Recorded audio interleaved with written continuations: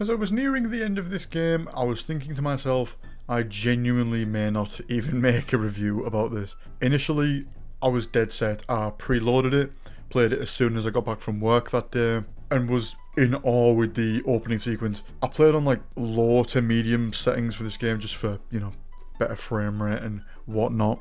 And this game still looks gorgeous. And the scale and the spectacle are comparable to some of the larger than life fights in like Ragnarok or something. In fact, I was in awe all the way from the opening until like the halfway point maybe. Each boss was unique and fun. There wasn't any stupid fucking bullshit. No filler, just boss after boss after boss.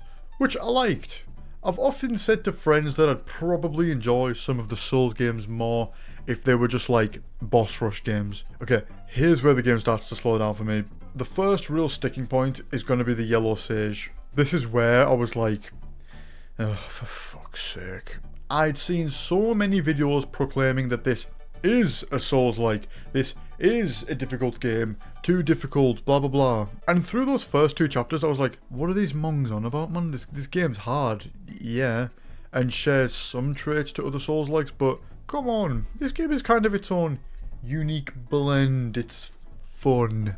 Then as the game progresses, it falls into the same fucking tired tropes of every Souls-like in this fucking godforsaken genre. Shitty fucking status effects, funky enemy placement, and Blight Town equivalents. And on top of that, like chapter 4 and onward, the bosses have such ridiculous pools of health. Every major boss fight takes like 20 minutes, which in of itself isn't necessarily bad, right? Inherently, that's not such a terrible thing. Some long boss fights are fun, like, and I'm kind of repeating myself here, some of the boss fights in the Norse God of War duology, the boulder fight, for example. But you can't have a boss fight that takes 20 minutes and then also be the game that sends you right back to the start of this multiple phase fight. That's just fucking ridiculous. These fights are awe-inspiring visually, and there's so much love poured into them. Let me reinforce this game with some fucking positivity real quick. These bosses are fucking amazing, right? Cool designs, unique attack patterns. You can tell I'm fucking stressed out, can't you? My frustration is that it comes with the bad stuff too. Most of them have way too much HP, or sometimes they can clip out of bounds where they can hit you and you can't hit them. Also, some bosses are just straight up fucking dog shit, like this fucking dragon or whatever this thing is. For everything amazing about this boss rush, there's some sort of like backstep. But the nail in the coffin, the combat system. I almost feel kind of like guilty for saying this, and I know I'm definitely in the minority with this, but I experimented with all abilities and combos and stuff here, and the most frustrating thing about these kinds of games is when you poke and prod and you find out that what actually works is just fucking monotonous and boring. You have a variety of charged heavy attacks, combinations, and like I said, like abilities and stuff, some of which are good, like Immobilize and Pluck of Many are very useful, especially Pluck of Many just to get your DPS up a little bit. But, and this is what pains me, the most like effective thing in the game, what works the best, what deals the most damage per second, is this. Do you hear that? That's the sound of me blowing my fucking brains out. Light attack combo, rinse and repeat. Once I stopped trying to like have a bit of variety in my combat, once I stopped playing the game properly, I first tried most bosses. Once I devolved to using the ancient forgotten technique of button mashing, I first tried most bosses, even the final boss for Christ's sake, which by the way puts 99% of other final bosses to shame. I'm not exaggerating. This fight is fucking awesome. A light at the end of the tunnel.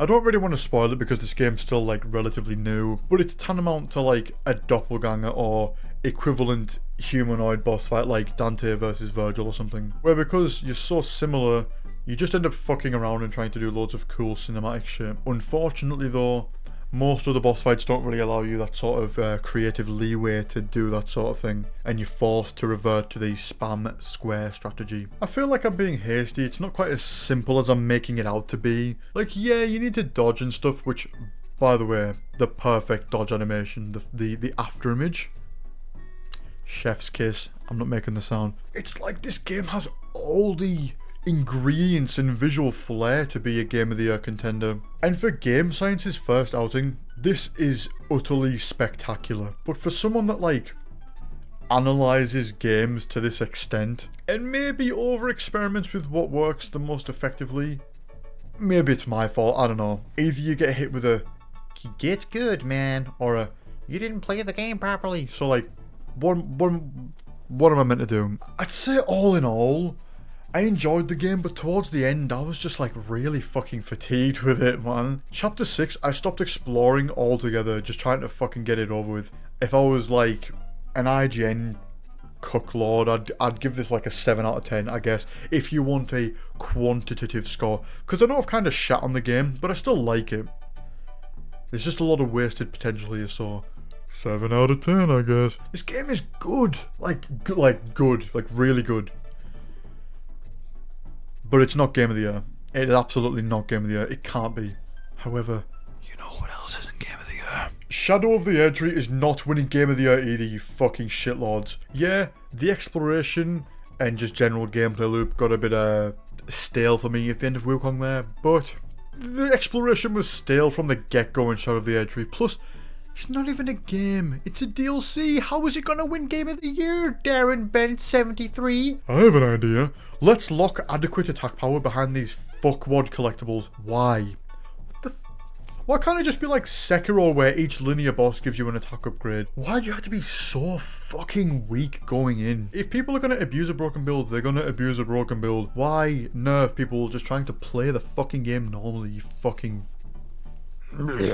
Yeah, no. You force the beat-down father of 3 just trying to enjoy his free time. You curse him to run around aimlessly collecting these things just so he doesn't do the most pathetic chip damage to Messy Smear. Fuck Shadow of the Erdtree. Fuck you, Kale. 7.5 bananas out of 10. Thank you for watching. Sign the fucking contract, Kale. Stay tuned.